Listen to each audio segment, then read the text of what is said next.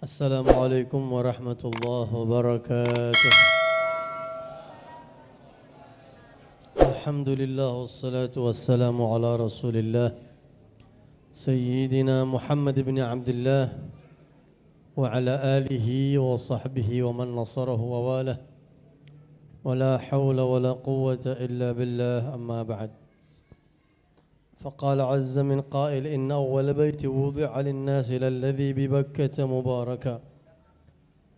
وقال رسول الله صلى الله عليه وسلم اللهم حبب إلينا مدينة.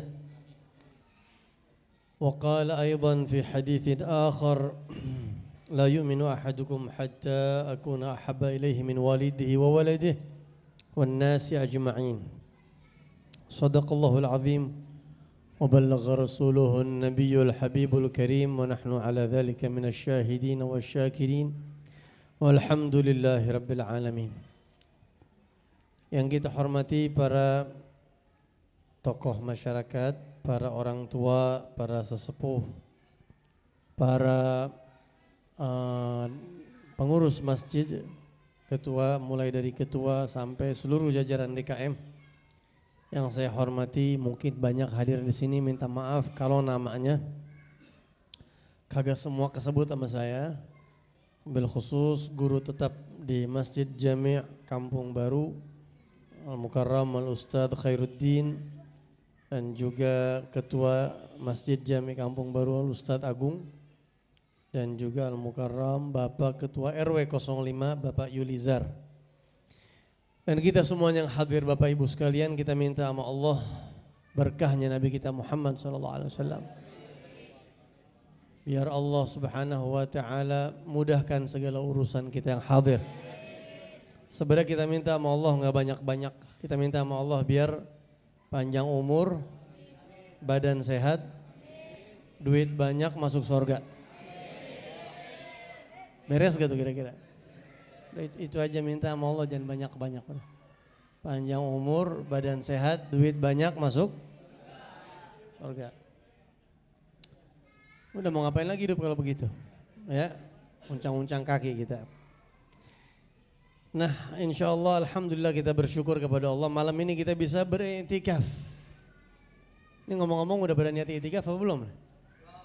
Nah, dari tadi ini belum ada iktikaf. Kita iktikaf. Ini masjid kan ini ya, udah gitu umurnya lebih dari 200 tahun, lebih dari seperempat abad, bukan seperlima, bahkan 2 abad lebih ya. Umur yang sangat tua, masjid yang sangat barokah. Usahain kalau kita masuk masjid, jangan lupa niat apa? Niat iktikaf. Kalau niat wudu mah di tempat wudu ya. Masa masuk masjid niat wudu. Niat udah pada ngerti belum niat iktikaf ini? Belum. Nah, kita ngaji nggak usah banyak-banyak, yang penting kepake sampai mati. Duduk kita bagaimana caranya sebentar, tapi nanti begitu masuk kuburan kita seneng inget waktu duduk di sini. Alhamdulillah ya Allah, kerasa duduk saya tuh. Nih, setiap kita masuk masjid jangan lupa niat i'tikaf. I'tikaf itu apa? Saya sebenarnya kagak mau ceramah beginian ini, tapi enggak apa, saya jelasin dulu ya. I'tikaf itu lubthun makhsusun fi makanin makhsusin biniyatin makhsusah. I'tikaf itu adalah diam sejenak di tempat khusus dengan niat khusus. Tempat khusus apa itu artinya kira-kira? Masjid. Bisa gak iktikaf di mall? Kagak bisa. Hanya bisa di di rumah bisa apa kagak iktikaf? Enggak bisa. Hanya bisa di masjid. Berarti kita kalau diam di masjid iktikaf. Ada yang ketiga, niat. Kudu nih. Kalau enggak niat dapat pahala iktikaf apa enggak? Enggak. Harus niat iktikaf. Bagaimana niatnya? Sejak kita masuk, saya niat iktikaf selama saya di masjid ini. Dah begitu aja. Saya nggak bisa Ustadz bahasa Arabnya, bahasa Indonesia kayak bahasa Sunda kayak bahasa Jawa kagak ngapa-ngapa. Saya bingung Ustadz, udah dalam hati aja. Saya niat i'tikaf selama saya di masjid ini. Saya niat i'tikaf. Masuk masjid jam 7 malam, niat i'tikaf. Senderan di pojok, kepulesan. Misalnya, bangun jam 4, itu pahala dari jam 7 sampai jam 4 nggak berhenti-berhenti, malaikat nyatet tuh. Padahal dia kenapa bisa dapat pahala? Karena niat i'tikaf. Kalau nggak niat i'tikaf ya nggak dapat. Apalagi udah niat i'tikaf ngaji. Pahala i'tikaf lain, pahala ngaji lain. Makanya sayang kalau masuk masjid jangan asal masuk keluar, jangan. Setiap masuk masjid walaupun cuma 5 menit nggak apa-apa. Nggak ada ketentuan kudu lama berapa, nggak ada, bebas. Saya niat masuk masjid, saya niat i'tikaf, selama saya di dalam saya niat i'tikaf. Udah begitu aja. Ya. Dulu ada satu imam besar namanya Al-Imam Hasan Al-Basri radhiyallahu an. Imam Hasan Al-Basri ini berguru sama sahabat-sahabat Nabi. Berguru sama Sayyidina Ali bin Abi Thalib. Berguru sama Al-Imam Ibnu Mas'ud. Sayyidina Ibnu Mas'ud, Abdullah bin Mas'ud sahabat Nabi juga. Dan lain-lain. Satu kali waktu beliau manggil muridnya.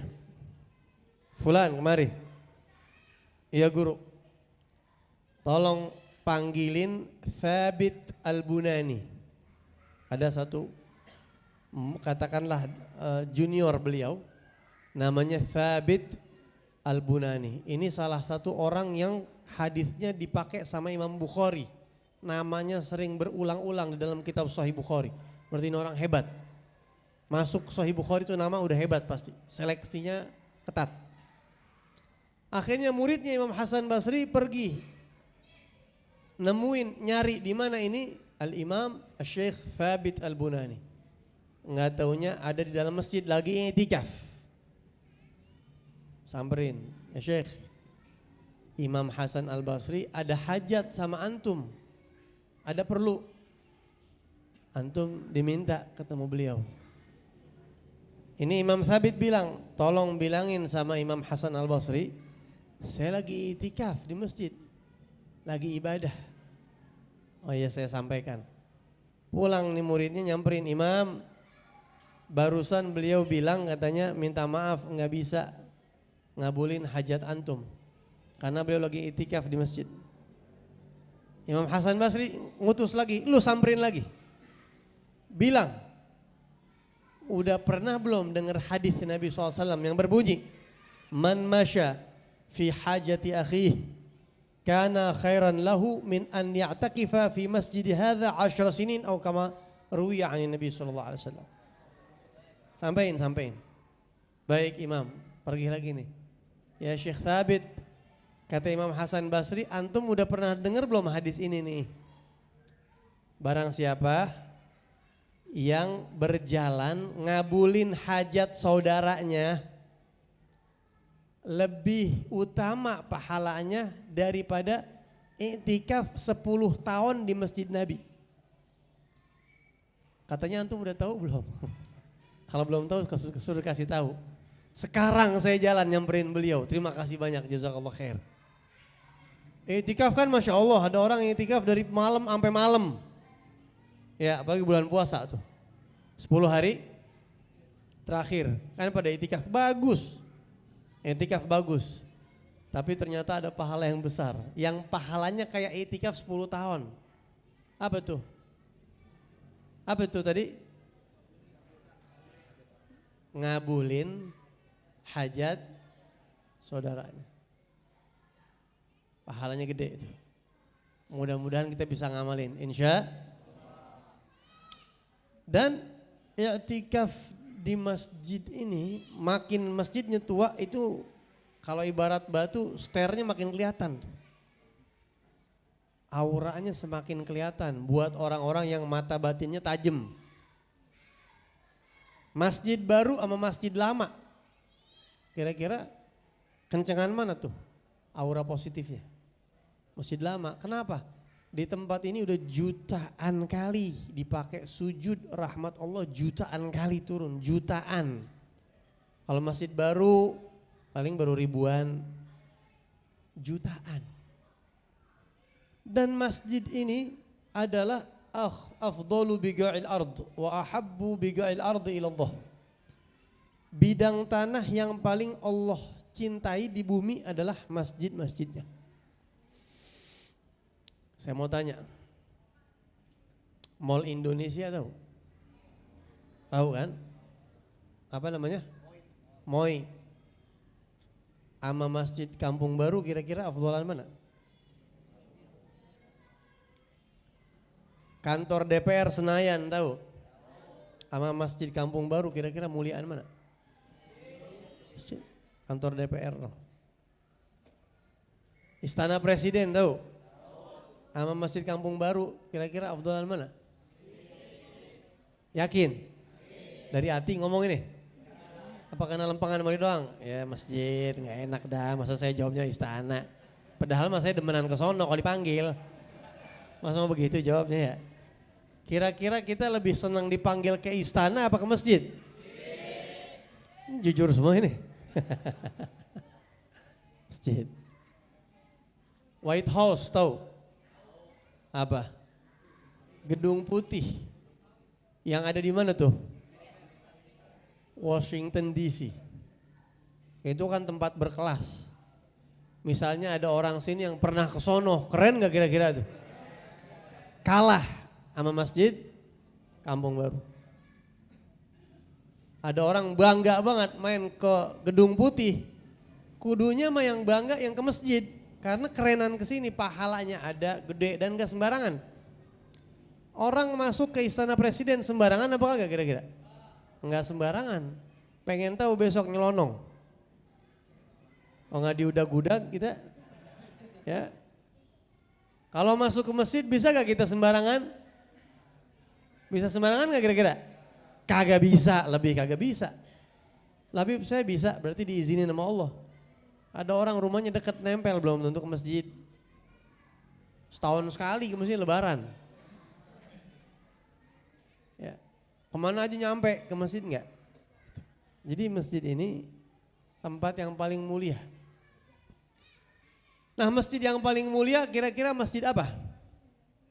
Dari seluruh masjid sedunia nih, masjid paling mulia masjid apa kira-kira? Masjid apa? Apa? Nabawi. Yang lain apa? Masjidil Haram. Tadi ada yang jawab Masjidil Aqsa ya. Ya. Nih saya kasih tahu. Nih kita ngaji nggak usah lama-lama nih. Maulid biar pulang dapat ilmu, nyantol bisa kepake. Kalau masjid yang pertama dibangun masjid apa? Masjid apa? Masjid yang pertama dibangun di atas muka bumi masjid apa? Masjidil Haram. Allah berfirman di Al-Quran, Inna awwala baiti wudi'a lin-nasi lalladzi bi Bakkata mubaraka. Tempat ibadah, rumah yang pertama dibangun buat manusia di atas muka bumi, yang ada di Mekah, tempat barokah. Itu masjid pertama. Sebelumnya kagak ada. Masjid pertama. Makanya 1 rakaat kata Nabi sholat di situ pahalanya kayak berapa? 1 rakaat di Masjidil Haram sama kayak sholat di Masjid Kampung Baru berapa kali? 100.000. Jadi bapak-bapak kalau pas lagi umroh sholat di Masjidil Haram duha 2 rakaat sama kayak di sini 200.000 rakaat tuh. Berapa tahun kira-kira kita sholat 200.000 rakaat? Hitung entar pulang pakai kalkulator, pengen tahu kalau sehari sekian rakaat dibagi segitu berarti itu. Nah di sono cuma 2 menit doang. 1 rakaat lipetan gandanya sampai 100.000. Kalau Masjid Nabawi berapa? 1 rakaat di Masjid Nabawi pahalanya berapa kali lipat? 1.000. Kalau di Masjid Al-Aqsa 500. Kalau di Masjid Kuba kita sholat 2 rakaat pahalanya kayak umroh. Itu semua hadis sahih Nabi yang nyebutin semua. Masjid pertama yang dibangun sama Rasulullah itu Masjid Kuba, baru Masjid Nabawi. Tapi fadilahnya kalah sama Masjid Nabawi. Nah sekarang saya tanya nih. Dari seluruh masjid-masjid itu yang paling afdol kira-kira masjid apa? Gua mendingan diem aja dah daripada gua jawab salah. Mendingan malu gua daripada mendingan diem dah. Masjid apa kira-kira?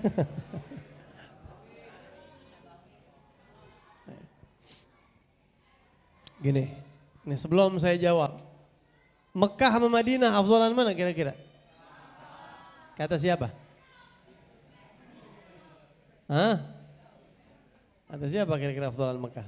Ya ulama beda pendapat sih. Ada yang mengatakan Mekah itu kan dipakai sumpah sama Allah. Mekah itu dicintai sama Nabi Muhammad SAW. Ya, la uqsimu bihadzal balad. Tapi Madinah itu 2 kali lipat barokahnya dari Mekah. Rasulullah pernah berdoa, Allahumma habib ilaina Madinah. Ya Allah, buatlah hati saya cinta ke kota Madinah seperti saya cinta kota Mekah, bahkan lebih. Digabul gak doa Nabi? Digabul. Terus Nabi pernah doa, Allahumma ja'al ma bil Madinah di'fai ma ja'altahu bi Makkati minal barakah. Atau kama qala Nabi SAW. Ya Allah, jadikanlah barokah di Madinah 2 kali lipat barokah di Mekah. Jadi kalau ada orang dagang di Madinah, barokahnya 2 kali lipat daripada dagang di Mekah. Begitu. Kalau ada orang, bahkan guru saya punya guru itu salah satu guru saya ada yang tugasnya bikinin teh buat guru besar beliau di Mekah. Tinggal di Mekah, bikinin teh, takarannya udah hafal. Bocah suaranya kencang-kencang amat, pakai mic apa bukan? Nelen bukan? Tong jangan pada kayak gitu ya. Ya, pinter, ini kayak begini pinter nih. Cium tangan, duduk di depan, gitu. Pinter. Sampai mana tadi? Nelen mic, ya. Bocah pada nelen mic karena suaranya kencang-kencang banget. Ada guru saya yang kerjanya itu bikinin teh buat guru besar beliau di Mekah. Jadi udah hafal takarannya tehnya seapa, gulanya seapa. Di Mekah begitu. Begitu ke Madinah, takarannya baru separohnya, manisnya udah sama di Mekah kata beliau. Ya, jadi di Madinah tuh barokahnya sampai 2 kali lipat karena doa Nabi dan karena ada Nabi Muhammad. Ini kalau saya tanya insya Allah jawabannya udah bertahu nih. Sebenarnya kalau nggak dibahas nggak tahu mungkin. Saya tanya nih. Harga tanah per meter paling mahal di dunia di mana? Di mana? Cianjur. Di mana? Pik. Ya.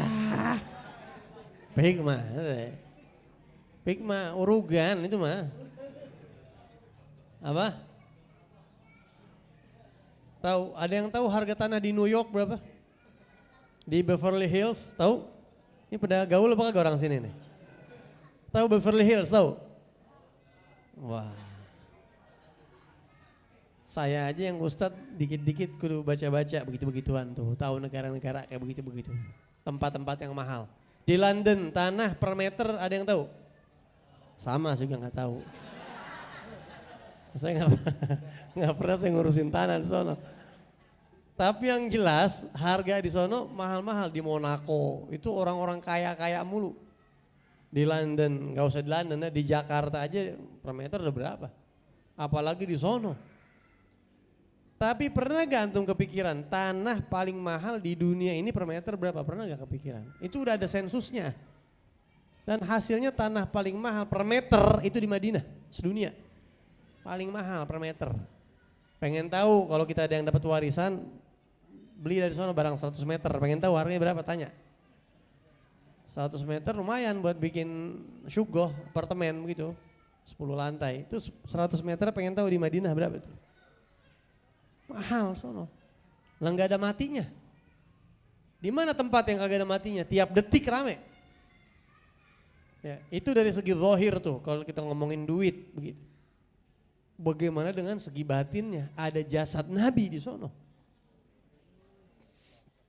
Makanya kalau saya tanya nih, kita kembali ke pertanyaan yang belum terjawab tadi. Masjidil Haram sama Masjid Nabawi, afdolan mana kira-kira?